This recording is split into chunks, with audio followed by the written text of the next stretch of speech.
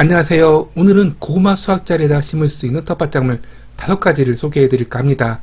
제가 고구마 수확자리에다가 심을 수 있는 텃밭작물을 거의 매해 소개를 하고 있는 것 같아요. 그런데 올해 같은 경우에는 재배기간이 30일에서 40일 정도로 아주 짧은 그런 텃밭작물도 소개해 드릴 거고요. 그리고 이와 달리 올해 심어서 거의 10년 이상 수확해 먹을 수 있는 다연생 작물도 함께 소개해 드리도록 하겠습니다. 우선 고구마 수확 시기를 알아보게 되면 보통 고구마 순을 5월달에 가장 많이 심어 주실 거예요. 그런 다음에 재배 기간이 보통 4개월 정도가 되기 때문에 5월달에 심었다고 한다면 9월달 정도에 이 고구마를 수확하실 텐데요. 그렇지만 밤고구마 같은 경우에는 재배 기간이 3주 정도 짧기 때문에 혹시라도 김장 배추나 김장 무를 심을 계획이라고 한다면 5월 초에 밤고구마 품종을 심어주시면 참 좋은데요. 그렇지만 오늘 같은 경우에는 이렇게 밤고구마가 아닌 꿀고구마 대표 수확시기라고 할 수 있는 9월달 기준으로 해서 심을 수 있는 텃밭작물을 소개해 드릴 거예요. 꿀고구마를 가장 많이 전국적으로 수확하는 시기가 9월 중순부터 9월 말 정도가 되는데 그 이후에 심을 수 있는 텃밭작물을 소개해 드리도록 하겠습니다. 우선 고구마를 수확한 자리에다가 그대로 오늘 소개할 텃밭작물을 심어주시면 안 되는데요. 그 이유라고 한다면 가을 재배 대부분의 작물들이 텃밭 비옥도가 높은 곳에서 성장을 진행하기 때문에 고구마 수확 자리에다가 그대로 심게 되면 성장을 하지 못하고 대부분 실패를 하실 거예요. 이런 이유에서 고구마를 수확한 이후에 이렇게 텃밭에다 충분히 퇴비를 뿌려주시고 2주에서 짧게는 1주라도 퇴비 가스를 제거한 이후에 오늘 소개해드릴 텃밭작물을 심어 주셔야 되고요. 고구마 같은 경우에는 워낙 비옥도가 없는 곳에다가 심어주는 대표적인 텃밭작물이기 때문에 이 퇴비뿐만 아니라 조금 더 영양분을 보충해 줄 필요가 있는데요. 석회고토를 대신해서 계란 껍질을 이렇게 약불에 볶은 다음에 갈아가지고 뿌려주시면 참 좋거든요. 특히나 오늘 설명드릴 텃밭작물 중에서 월동을 해야 되는 그리고 다연생 작물이 있는데 이렇게 월동 작물 같은 경우에는 석회 성분이 참 중요한데 이 석회를 대신해서 계란 껍질을 이용하게 되면 산성화된 토양을 개량해주는 그런 효과도 기대할 수가 있고요. 부족할 수 있는 칼슘 성분도 보충해줄 수가 있습니다. 그리고 이와 함께 천일염을 함께 넣어주시면 좋은데요. 천일염에는 70가지 이상의 미량, 다량 요소가 포함되어 있는 아주 훌륭한 천연 비료라고 할 수가 있는데요. 이렇게 다양한 영양소뿐만 아니라 천연 살충 그리고 천연 살균 작용도 할 수 있는 것이 천일염이기 때문에 한 평당 20에서 49g 정도를 넣고선 밭을 만들어 주시게 되면 부족한 영양분 플러스 살균 살충 작용을 할 수가 있습니다.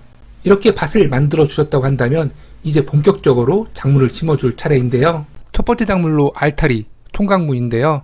보통 가을에 김장무는 많이 심어 재배하지만 이 알타리는 많이 심지 않는 경우를 많이 보는데요. 그렇지만 봄에 재배한 알타리하고는 전혀 다른 식감을 느낄 수 있는 것이 이 가을 알타리이기 때문에 이 김장무 심을 때 같이 파종해 주시면 참 좋은데요. 그렇지만 혹시라도 아직까지 이 총각무 씨앗을 파종하지 않았다고 한다면 김장무에 비하면 재배기한이 좀 더 짧기 때문에 9월 중순까지도 충분히 이 알타리 씨앗을 파종할 수 있으니까요. 매 가을 하게 되면 김장무 씨앗만 파종했다라고 한다면 올해 한번 꼭 이 알타리를 파종해 보셨으면 좋겠습니다. 그렇지만 봄 재배 알타리 같은 경우에는 이른 봄에 심기 때문에 병충해가 거의 없는 것이 특징이지만 가을 알타리 재배 과정에서는 김장무 재배와 마찬가지로 충피해, 특히나 청벌레 피해가 많은 것이 특징이기 때문에 생육 초기부터 선방제하거나 또는 본잎이 2장에서 3장 정도 나왔을 때 미리 한냉사를 씌워가지고 아예 나비가 날아들지 않도록 원천 봉쇄해주는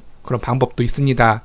이 부분만 주의해준다고 한다면 재배기간이 그렇게 길지 않기 때문에 초보 텃밭이기도 충분히 유기농으로 재배할 수 있는 텃밭작물이니까요. 올해 한번 꼭 도전해 보셨으면 좋겠습니다. 다음은 열무인데요. 사실 열무하게 되면 이른 봄부터 그리고 9월달까지 연중 재배 가능한 그런 텃밭작물이에요. 그럼에도 불구하고 봄에만 심어 재배하는 경우를 참 많이 보는데요. 그렇지만 봄에 재배한 열무의 맛과 그리고 여름 그리고 가을에 재배한 열무의 맛이 또 다르기 때문에 매년 봄에만 이 열무를 심었다라고 한다면 고구마를 수확하고 9월달에 이 열무를 한번 꼭 심어보세요. 그리고 날씨가 더 추워지게 되면 재배 기한을 확보할 수가 없어가지고 더 이상 그 해에는 열무를 심어 재배할 수 없으니까요. 어찌 보면 고구마 수확 자리에다가 심는 것이 그의 마지막 열무 재배가 될 수 있으니까요. 더 늦기 전에 이 열무 씨앗을 파종해 보셨으면 좋겠습니다. 열무 또한 아주 이른 봄에 씨앗 파종을 했다라고 한다면 벌레 피해가 거의 없는 것이 특징이에요. 그렇지만 이렇게 여름이라든지 또는 고구마를 수확하고 9월달 정도에 이 열무 씨앗을 파종했다라고 한다면 청벌레 피해가 상당한 것이 특징이기 때문에 알타리와 마찬가지로 꼭 친환경 농자재를 이용해가지고 선방지하거나 또는 한생사를 씌워가지고 나비가 날아들지 않도록 해주셔야 됩니다. 그리고 알타리와 열무 두 작물 모두 다 9월달 이후에 심게 되면 재배기한을 모두 확보할 수 없는 그런 상황이 벌어질 수가 있어요. 특히나 알타리 같은 경우에는 영하의 기온으로 떨어졌을 때 식감이 현저히 떨어지는 그런 특징을 가지고 있기 때문에 아무리 늦어도 9월 하순, 웬만하면 9월 초에서 9월 중순 정도까지 꼭 씨앗 파종을 마무리해 주셔야 됩니다.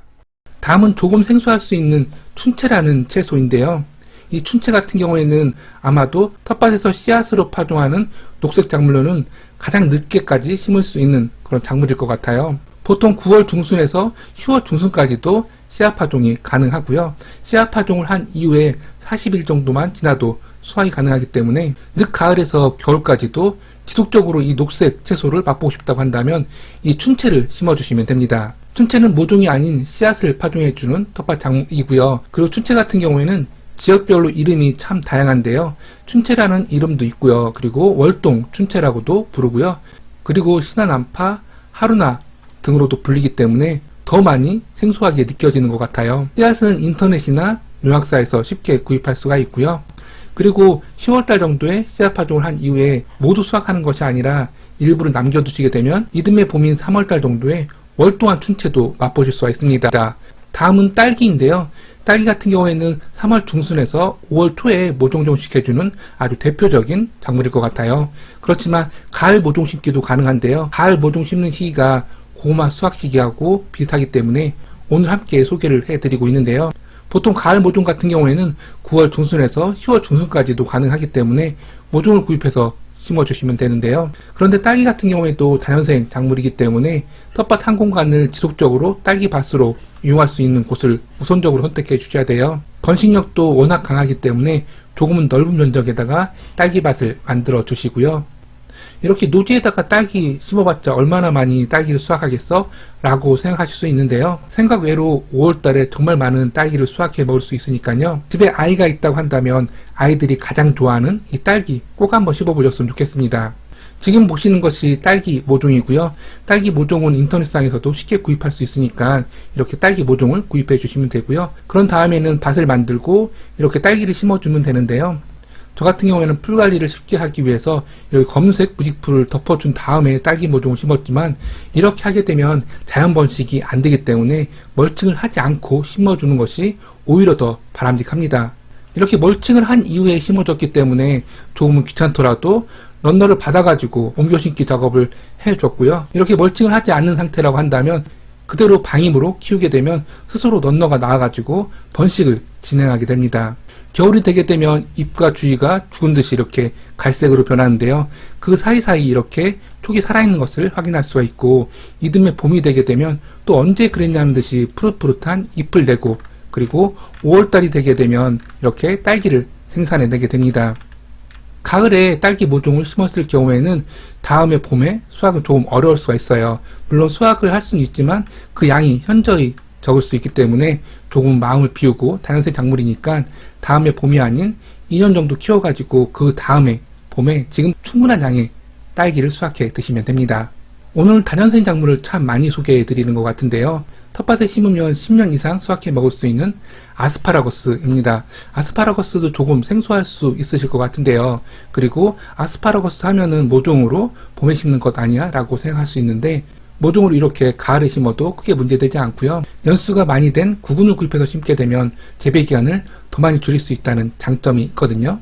아스파라거스 모종과 구근 모두 다 인터넷상에서 쉽게 구입할 수가 있고요. 지금 영상 속 아스파라거스 모종 같은 경우에는 1년 재배한 모종이에요. 그렇지만 2년 재배한 모종이나 그 이상 재배기간을 더 많이 확보한 구근을 구입해서 심었을 경우에는 재배기간을 더 단축시킬 수 있기 때문에 조금 더 빨리 아스파라거스를 수확해 드시고 싶다라고 한다면 연수가 어느 정도 있는 모종이나 구근을 구입해서 심어주시는 것이 바람직합니다. 저 아스파라거스는 모종을 심고 3년 정도 키워주셔야지만이 수확이 가능한 그런 텃밭 작물이에요.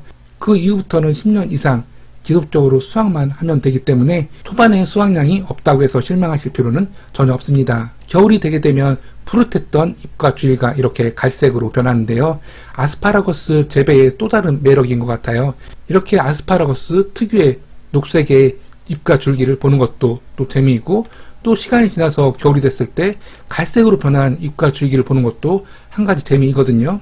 이렇게 가는 잎과 줄기를 보이는 텃밭작물이 거의 없다 보니까 아스파라거스를 심어주게 되면 다른 텃밭에서 느끼지 못한 아주 특별한 그런 텃밭 풍경을 만들 수가 있습니다. 3년차가 되었을 때부터 이렇게 수확을 진행하였는데요. 많이 심지 않는다 하더라도 이렇게 한 가족 먹을 만큼의 아스파라거스를 지속적으로 수확해 드실 수가 있고요. 이른 봄에 그의 첫 수확한 아스파라거스가 가장 연하고 식감이 좋기 때문에 이때는 나눔을 하지 마시고 꼭 가족과 함께 드시면 좋을 것 같고요.